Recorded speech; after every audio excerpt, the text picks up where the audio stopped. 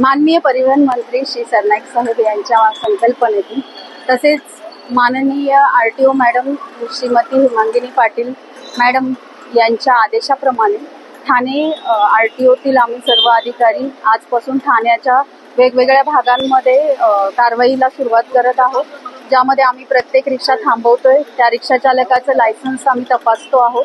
त्या लायसन्स मध्ये त्याचं जे नाव असेल, जे महाराष्ट्रीयन आहेत त्यांचा तर काहीच प्रश्न नाहीये आणि जे नॉन महाराष्ट्रीयन आहेत त्यांना आम्ही काही प्रश्न विचारतो आहोत आणि जेणेकरून आम्हाला कळेल की त्यांना मराठी भाषेचं ज्ञान किती आहे आणि त्यांना जे जुजबी मराठी ज्ञान आवश्यक आहे ते आहे का, की ते प्रवाशांशी मराठीतून बोलू शकतात का.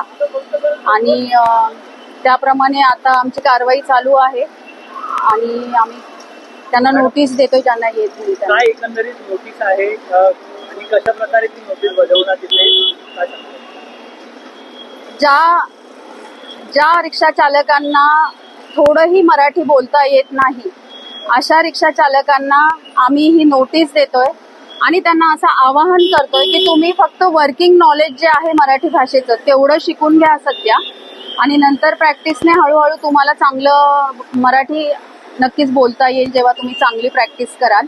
तर हे वर्किंग नॉलेजसाठी आम्ही ह्या नोटीस त्यांना इश्यू करत आहोत.